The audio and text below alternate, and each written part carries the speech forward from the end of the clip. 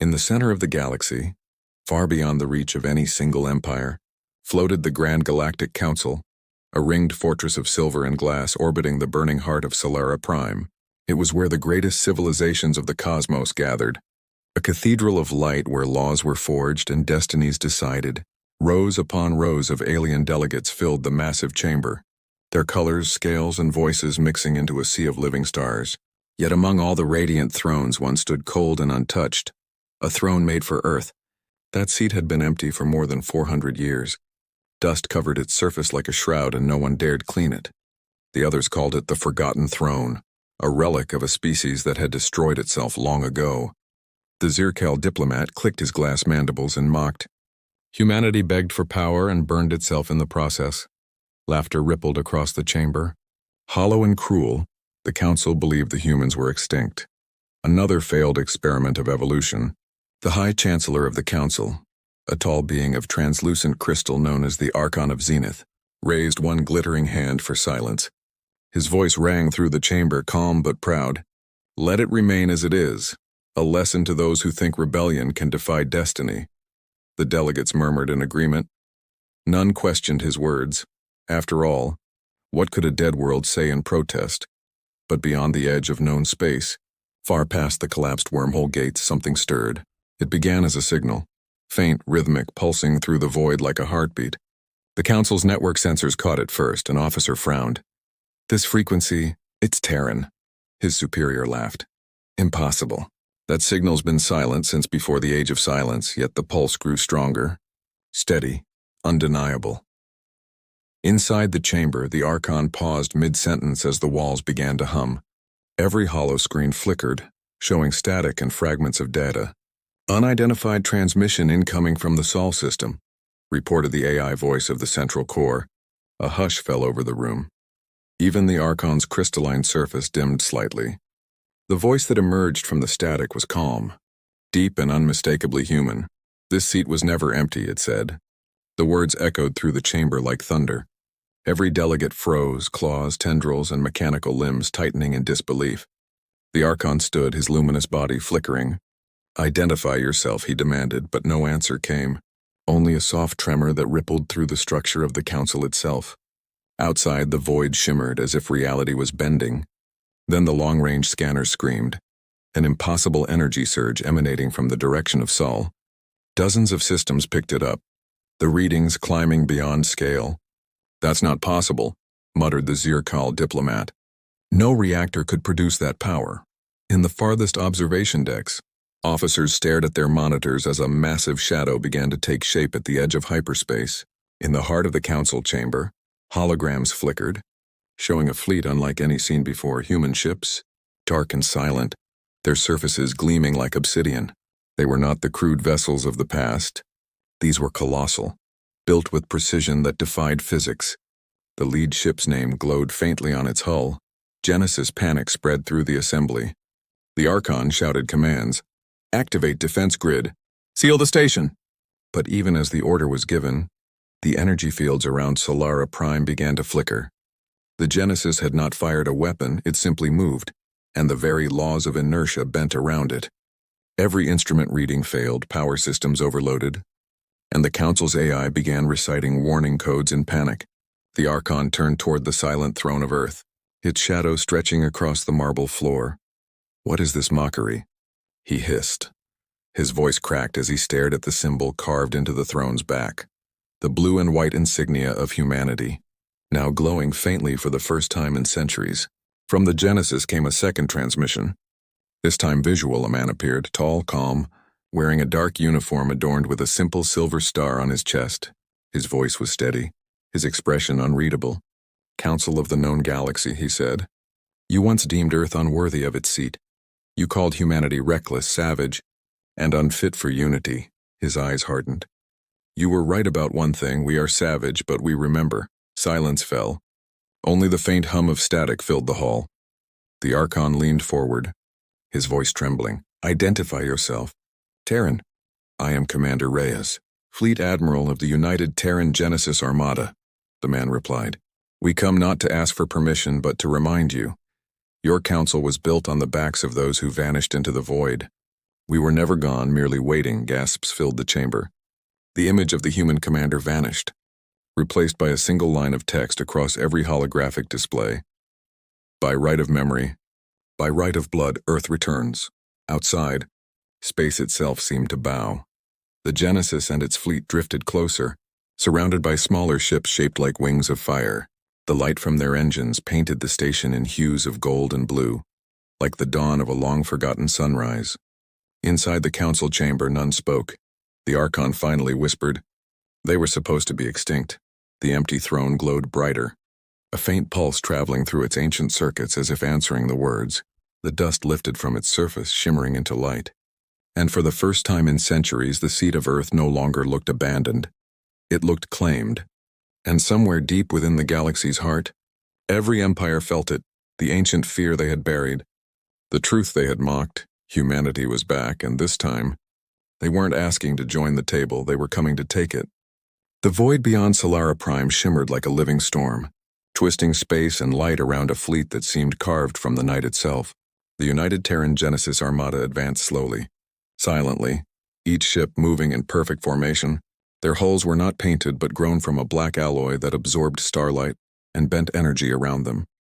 To the alien eyes watching from the Council's observatories, it was as if shadows had learned to command the stars. The flagship Genesis led them.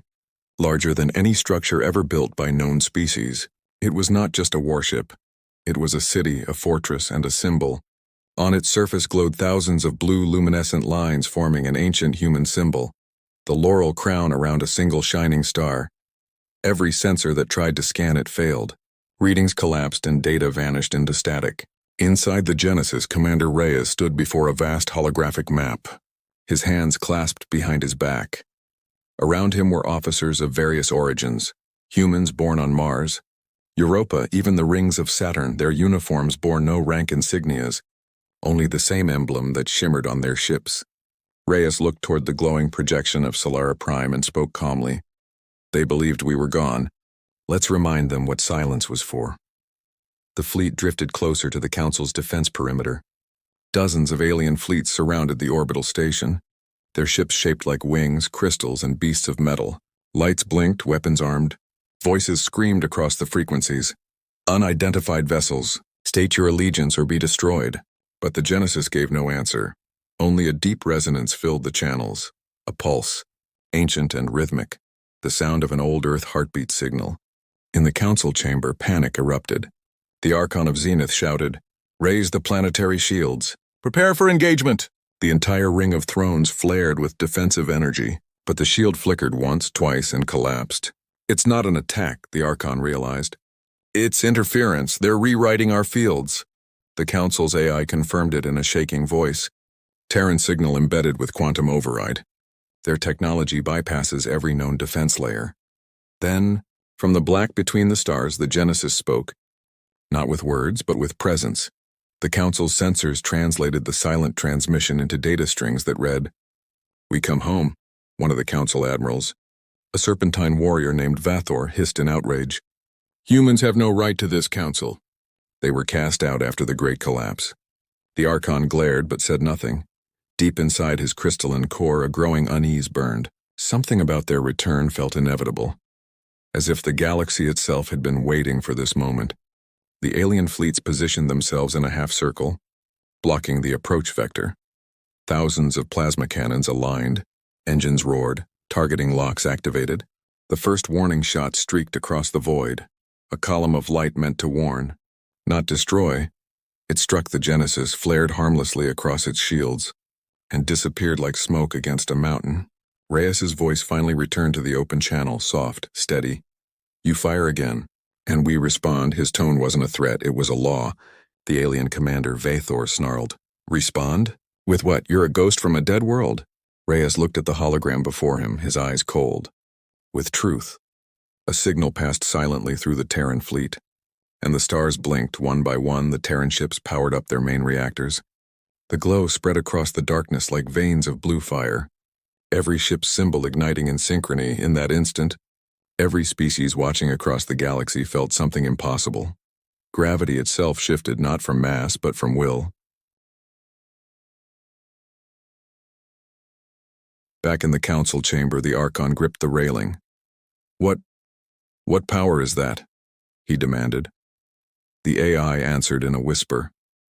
"Unregistered particle field detected. Unknown origin. Gravitational distortion mapped to Terran will signal pattern." The Archon froze, remembering ancient human myths, the idea that their determination itself could bend destiny. Commander Reyes watched the alien fleets trembling before them. "We will not fire first," he said to his officers. "We will not conquer. We will return, and if they wish to stop us, they can try." A younger officer on the Genesis bridge, Lieutenant Arya, born on Titan, turned to him nervously. "Sir, what if they all attack?" Reyes smiled faintly.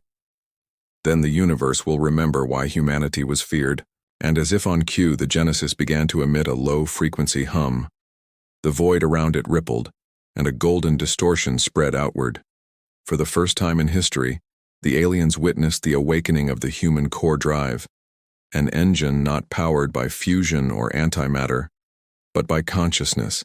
Billions of human minds linked through quantum resonance. Every thought, every heartbeat, unified into one unstoppable frequency. From the command bridge, Reyes looked upon the countless alien ships now holding their fire. "They will not shoot," he said quietly. "They see what we've become." And indeed, across the stars, every captain, soldier, and leader watching through their screens felt it. A pulse of emotion so raw, it wasn't machine-readable. It was something their sensors couldn't define. A feeling. It was hope. The Genesis fleet slowed to a halt before the Council's station, and a final transmission was sent across every open channel. "Earth does not seek war," Reyes said, "but the throne you left empty will not remain that way forever." The message ended and silence returned to the galaxy. But within that silence, every species understood what was coming. Humanity had returned, not to beg, not to bargain, but to remind the stars who lit them first. And in that moment, the universe itself seemed to hold its breath, waiting to see if the legends were true. That when Earth rises again, the galaxy kneels. The chamber of the Grand Galactic Council glowed with nervous light.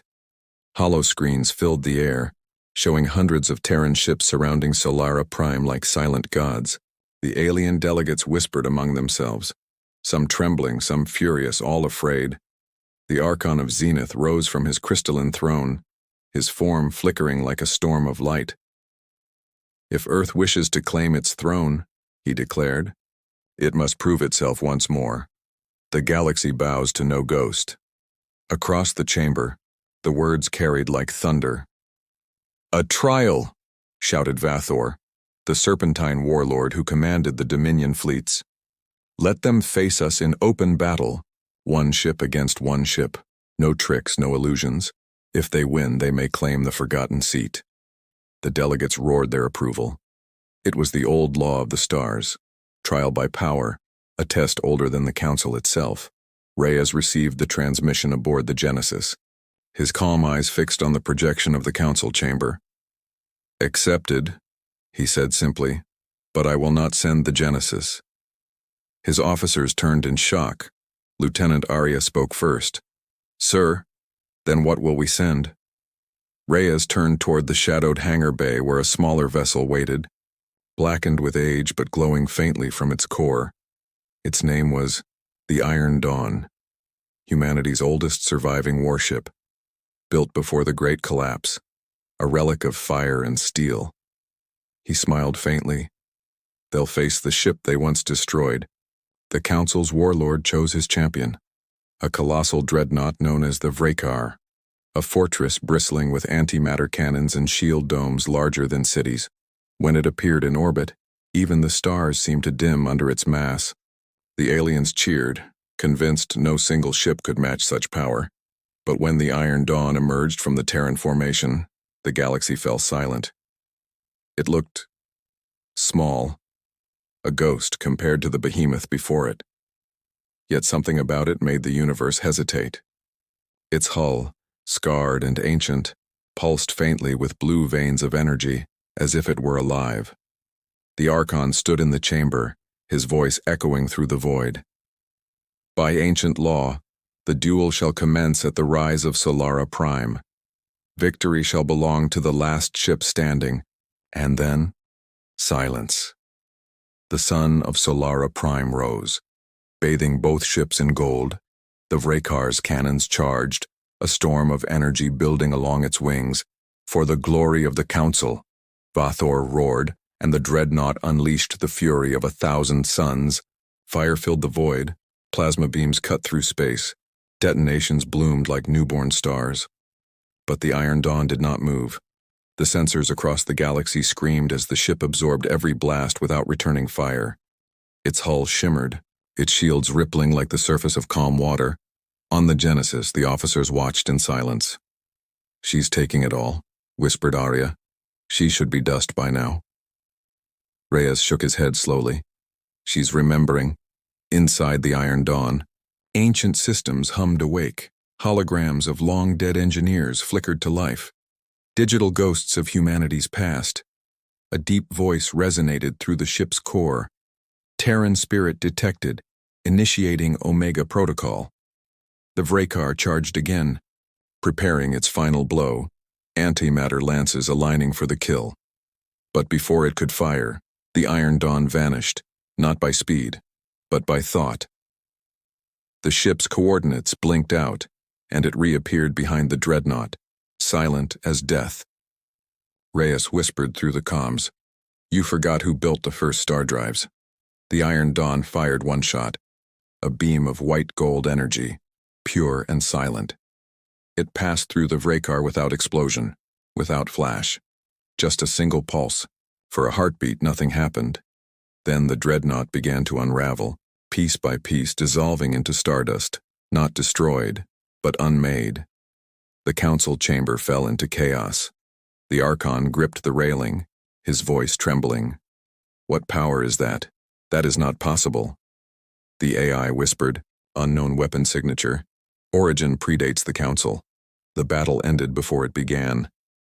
The Iron Dawn drifted silently through the debris field, her engines dim, her hull glowing faintly as if exhausted. Reyes's voice echoed once more across the galaxy. "The throne was never empty. It waited for us to return." The Archon stood frozen, staring at the fading light of the Vrakar. His crystalline heart pulsed once, fear and awe mixing together. "They wield creation itself," he murmured. And in that moment every empire understood. Humanity's exile had not weakened them. It had refined them, forged them in silence and shadow until they no longer needed permission to stand among the stars. From the ashes of the trial, one truth became undeniable. Humanity didn't just survive, they transcended, and the universe would never look at the empty throne the same way again. The aftermath of the trial rippled across the galaxy like a shockwave. The destruction of the Vrakar was replayed on every broadcast, across every planet, colony, and outpost. For the first time in centuries, the name human carried weight again, not as myth, not as memory, but as a power that could not be erased. The Archon of Zenith stood before the council, his crystalline form fractured and dim. His voice trembled as it echoed through the vast chamber. "The trial is complete. Humanity has earned its right to the seat." The alien delegates sat in uneasy silence. Each one understood the meaning of those words, yet none dared to speak them aloud. Humanity had returned not as supplicants, but as equals, or perhaps something far greater. Across the void aboard the Genesis, Commander Reyes stared at the transmission in silence. The council's decision had come faster than expected. Lieutenant Arya approached him hesitantly. "Sir, they've offered the Earth throne back to us," she said. "They want you to take the seat." Reyes turned, his expression unreadable. "No," he said quietly. "We didn't return for a chair, we returned for the truth." The Genesis began its slow orbit around Solara Prime. Its shadow stretched across the council station like a reminder. From within its great hull, human engineers deployed dozens of smaller stations, orbital platforms carrying tools, reactors and terraforming seeds. They spread across dying systems and lifeless worlds, reigniting suns that had long since gone cold. Alien observers watched in disbelief as the humans restored what they had abandoned. "They bring light to dead stars," one delegate whispered. No empire has done this, another murmured. They could have ruled us all. But they rebuild instead. The media across the galaxy began to call humanity the architects of renewal. On border worlds once ravaged by war, people looked up and saw streaks of silver descending through the sky, human relief vessels distributing energy, water and medicine. Humanity's message was clear. We do not conquer, we rebuild. But while the galaxy watched with awe, the Archon of Zenith felt something darker stirring within. He spent sleepless cycles studying the energy readings from the Iron Dawn's weapon. They didn't match any known physics. The Council's scientists theorized that the Terrans had tapped into creation-level power, something that drew energy not from stars, but from memory itself deep within the archives. The Archon accessed forbidden records, files older than the Council itself, records from the first age of expansion, when humanity still walked among the stars freely. The ancient documents spoke of the Genesis Protocol, a secret Terran project that could reshape matter through consciousness. They were building gods, the Archon whispered, his light flickering uneasily. Meanwhile, Commander Reyes stood on the observation deck of the Genesis, staring into the golden swirl of Solara Prime's star. We came to remind them, he said softly. But now we're becoming what they once feared. Lieutenant Arya frowned. Sir? Reyes smiled faintly. Builders, destroyers, creators. It's a thin line, Arya, and the universe watches which side we choose. Word spread that the Council planned a grand ceremony to reinstall humanity into its rightful place. A golden throne restored, banners hung, and every empire invited to witness Earth's rebirth among the stars. Yet Reyes felt no triumph. He saw only the irony, a seat built for a species that never needed permission to rise. When the day came, the Council chamber was filled to capacity. Tens of thousands of voices hummed in reverence as Reyes entered. His steps echoed against the marble floor. His presence commanded silence even among the most arrogant species. The Archon gestured toward the throne, its surface gleaming, now free of dust. Humanity, he said, the Council restores your seat. May you take your place among the elder races once more. Reyes approached the throne slowly, his reflection glinting in the polished metal. He brushed his fingers against the surface and smiled faintly. You don't understand, he said softly. This throne was never empty. It was waiting for everyone who forgot why it was built. The Archon frowned. And what do you mean by that, Commander? Reyes looked up, his gaze sweeping the chamber. When we were exiled, we learned what it meant to be alone. We learned what it meant to start again from ashes. We built not for power, but for meaning. And now, the same choice stands before all of you. He turned, facing the vast assembly of species. You can rule from fear, or you can remember what it means to build together. The room fell silent. The Archon's light dimmed as Reyes stepped back, placing the Terran insignia, a silver star encircled by laurel leaves, upon the armrest. Then he turned away, leaving the throne untouched. The humans in the chamber followed him out, silent and proud, as the doors closed. The Archon stared at the glowing emblem left behind. A single line of Terran code shimmered briefly on its surface, reading, We never wanted your crown, only your memory. In that moment, the Archon realized the truth. Humanity's return wasn't about dominance or vengeance. It was about restoration, about reminding the galaxy what unity once meant. But deep inside his fractured core, a question grew like a shadow. What if the power they now held, the power of creation through will, wasn't meant for anyone to wield? The universe had seen humans rebuild the stars, but it had yet to see what they would do when challenged again. And as the Genesis vanished into the cosmic horizon, leaving the glowing throne behind, the Council chamber filled not with applause but with unease. For every empire knew the era of silence had ended, and humanity's story was no longer a myth. It was a beginning. The stars themselves seemed quieter after humanity's return, as if the universe paused to listen. Every broadcast across the galactic network carried one image, the untouched Earth throne, glowing faintly under the Council's light. And beside it, the Terran insignia resting peacefully. Humanity had walked away from power, but somehow gained more than any empire sitting in that chamber ever could. On the outer rim, colonies rebuilt by Terran engineers thrived. Barren moons bloomed with green and frozen planets turned blue again. The phrase, they rebuild what others destroy, became known across every language. Children of distant species drew the Terran star on walls and ships, whispering stories about the race that came back from extinction. Yet among the elder empires, silence turned into fear. The Archon of Zenith no longer slept, his crystalline form cracked by doubt.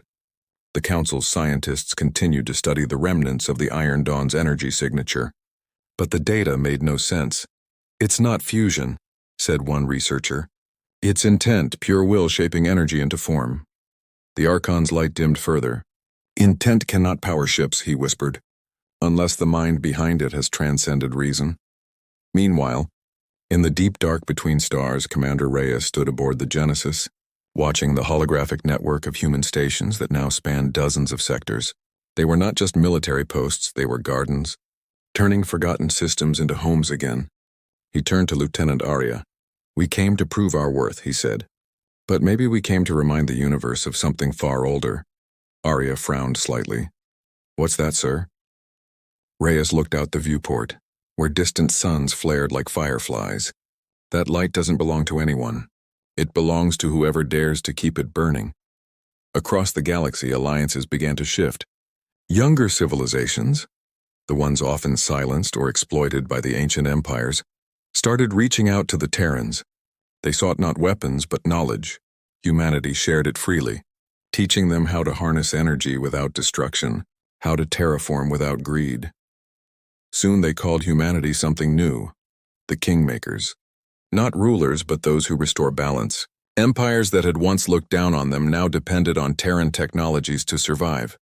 It was an irony written in the stars. Humanity, once exiled, had become the backbone of the galaxy's renewal, but peace never lasts. The Archon watched this transformation with growing unease. He called a secret meeting of the elder races, those who had sat in power since the beginning. "They're rewriting the balance," he warned. "If we let them continue, there will be no council left, only their vision of it." A cold silence filled the chamber. The Archon's voice hardened.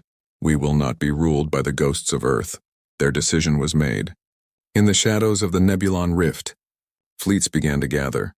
Armadas of the old powers, silent and dark, preparing to strike at humanity's expanding network. They told their people it was a defensive action, a measure to preserve galactic order, but deep down, every captain knew the truth. They feared what they could never control. Reyes received the reports before the first shot was fired. The Genesis AI flickered to life, multiple fleets converging on Terran stations. Coordinates locked. Arya looked to him with fear. "Sir, they're going to attack every outpost we built." Reyes didn't shout, didn't curse, he simply nodded. "Then we remind them again." The Genesis turned, its engines glowing brighter than a sun.